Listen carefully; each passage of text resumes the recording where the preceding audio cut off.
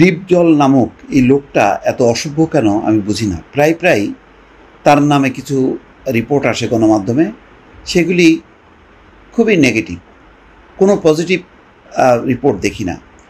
দেখেন, এ হচ্ছে মনে প্রাণে হচ্ছে বিএনপি মনা, তাই ছিল, যাই না, কিন্তু এত সুবিধাবাদী যে গত দ্বাদশ জাতীয় সংসদ নির্বাচনে ঢাকার একটা আসন থেকে নির্বাচন করার জন্য সে নমিনেশন পেপার সাবমিট করার চেষ্টা করেছিল বা করেছিল, সেই ছবি গণমাধ্যমে আসছে।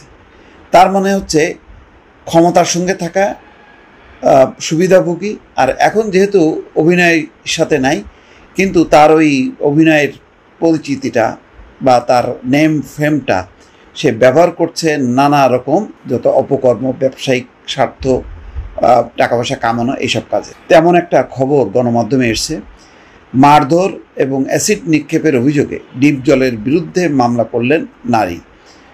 রাজধানী ঢাকার গাবতলীতে এক নারীকে মারধর করে অ্যাসিড নিক্ষেপ করার অভিযোগে বাংলা সিনেমার খল চরিত্রের অভিনেতা মনোয়ার হোসেন ডিপজলের বিরুদ্ধে মামলা হয়েছে। সিএমএম আদালতে ৩৫ বছর বয়সী ওই নারী বাদী হয়ে এই মামলা করেন। আদালত মামলাটি তদন্তের জন্য পুলিশের সিআইডিকে নির্দেশ দিয়েছে। ৬ই আগস্ট এই মামলার তদন্ত প্রতিবেদন জমা দেওয়ার নির্দেশ দিয়েছে আদালত। ওই আদালতের বেঞ্চ সহকারী সিরাজুল ইসলাম প্রথম আলোকে এই তথ্য নিশ্চিত করেছেন। আদালত সূত্র বলছে, মামলায় ডিপজলের সাথে তার সহকারী ফয়সাল নামের এক ব্যক্তিকেও আসামি করা হয়েছে। মামলার আর্জিতে উল্লেখ করা হয় ফয়সাল ডিপজলের একান্ত সচিব। আর অভিযোগটা হলো এই যে বাদী যেই নারী, তিনি ডিপজলের একজন ভক্ত। গত ২রা জুন তিনি গাবতলীতে গরুর হাটে যান। সেখানে লোকের জটলা দেখতে পেয়ে তিনি এগিয়ে যান। পরে তিনি জানতে পারেন সেখানে ডিপজল রয়েছে। পরে ডিপজল যে কক্ষে ছিলেন সেই কক্ষে তিনি যান। তিনি ডিপজলের উদ্দেশ্যে বলতে থাকেন তিনি তার অভিনয়ে মুগ্ধ। ওই নারীর কথা শোনার পর ডিপজল তার সঙ্গে খারাপ ব্যবহার করেন। ডিপজল ওই নারীকে ওই কক্ষ থেকে চলে যেতে বলেন।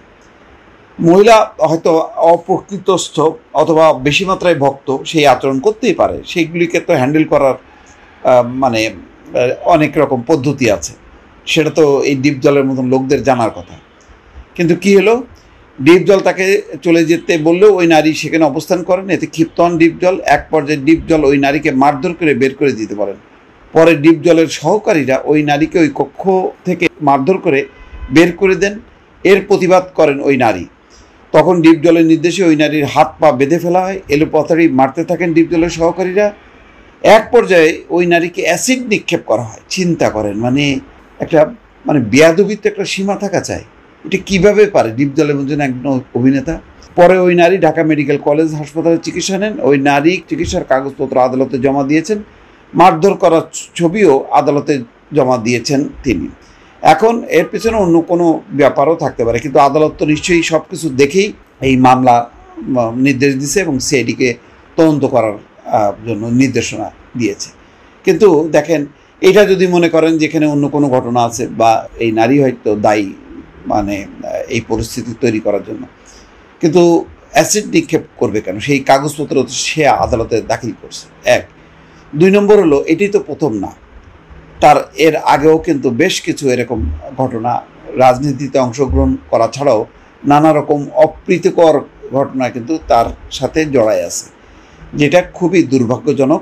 এমনিতেই আমাদের চলচ্চিত্র শিল্পের বিভিন্ন শিল্পীদের নিয়ে কেচ্ছা কাহিনী শেষ নাই, এবং সবচেয়ে বড় ১৫ বছরে ছিল যে সব দলবল নিয়ে আওয়ামী লীগ করার চেষ্টা করা, সেখান থেকে ফায়দা তোলা।